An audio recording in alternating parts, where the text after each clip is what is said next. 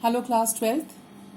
We all know that India is a secular state, which means it does not have any official religion. And in India, there are people who belong to different castes and communities and religion. So, in order to ensure that people are able to practice and propagate their religion freely, there is no obstruction in that. They have been given the right to freedom of religion under the Constitution under Article 25 to 28. That is 25, 26, 27, 28. So there are 4 articles which protect the right to freedom of religion of the people. Now, Article 25 talks about freedom of conscience and free profession, practice, and propagation of religion. Conscience means the inner voice. This particular article, it guarantees to all persons means here everybody. They are talking about individual. They're not talking about citizens. Anybody, whether it's a citizen or non-citizen, everybody. This is available to individual, not to a group of people. This article guarantees to all persons the freedom of conscience. Conscience means that they are free to hear their inner voice. Whatever they feel right, they can do that. If they feel that they should practice a particular religion, they are free to do that. They are the ones to decide what is right and what is wrong for them.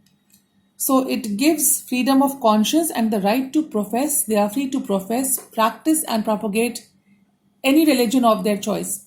But this article, it puts certain restrictions.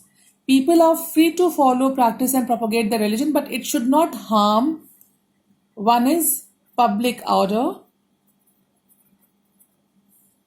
health, and morality. So they can practice and propagate their religion, but it should not harm the public order, health, or morality. Moreover, nobody can forcibly convert people to a particular religion. This stands prohibited. And people, they enjoy the freedom, religious freedom, and they can adopt or they can even refrain from adopting any religion. Nobody can. That means this again comes here. You cannot, an individual can refrain from adopting a particular religion, which means you cannot forcibly convert that person. This is about Article 25. Then comes Article 26. Now, Article 26 says, it lays down that every religious denomination, first of all, this article is about administration of the religious affairs. Now, this says that every religious denomination, now what does denomination means?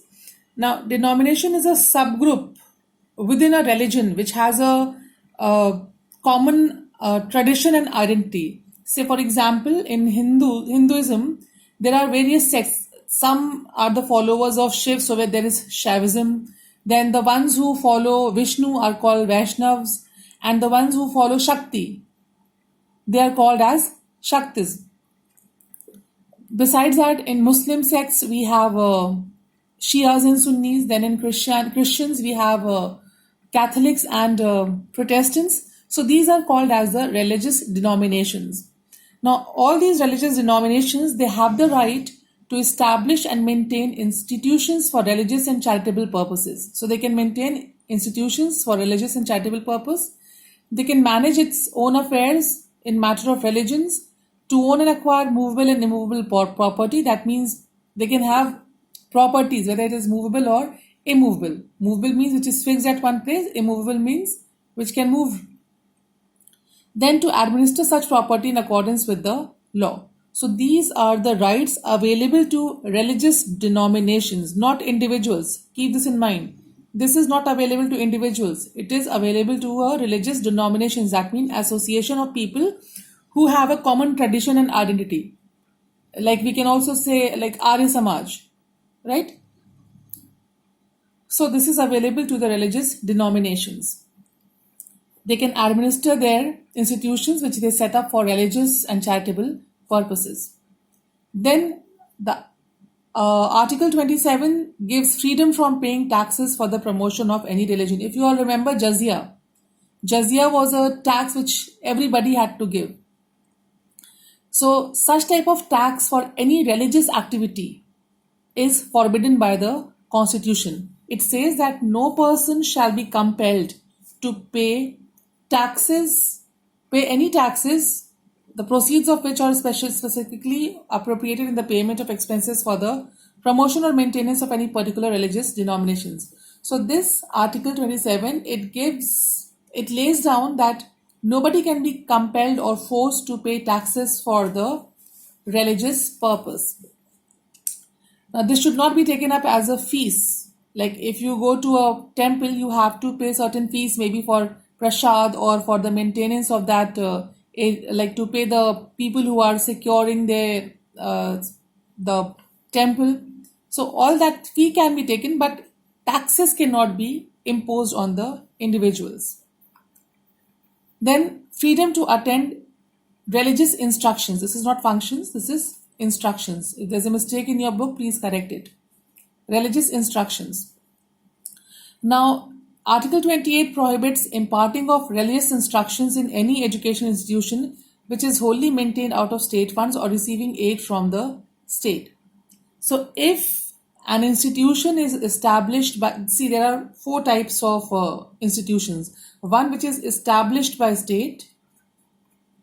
So, if it is established by state, then the religious education cannot be imparted. The other is which is established by a religious denomination, like say a school which is opened by Arya Samaj. So it is established by religious denomination, but it is partially funded by the government.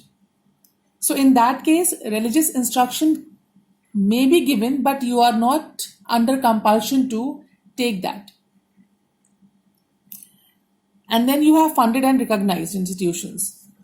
So in any educational institution which is wholly maintained out of the state fund, you have to remember this, which is wholly maintained out of the state fund or receiving aid from the state wholly, they cannot impart religious instructions to the children.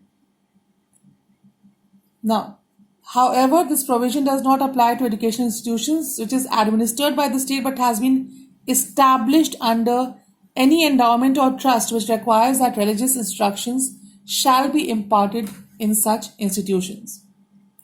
Now, all right, so this is the provision of this article, but there are certain restrictions. The restriction is that this right to religious freedom has certain qualifications, which means this right can be exercised subject to public order, morality, and health.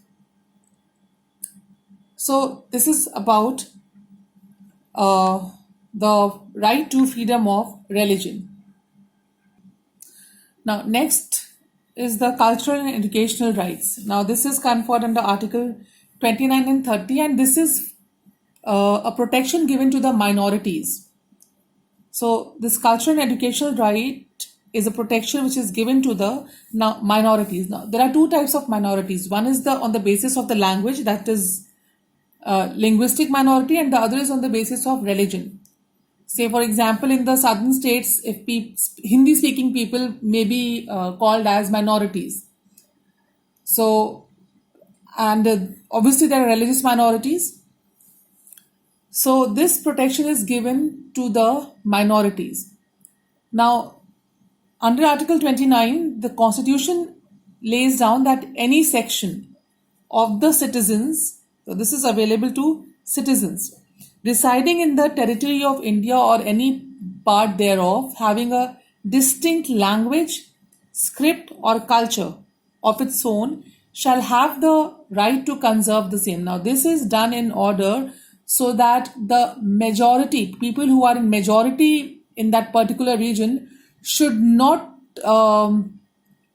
impose their language and culture on the minority groups living in that particular region. So this is to in order to protect and conserve their language, script, and culture.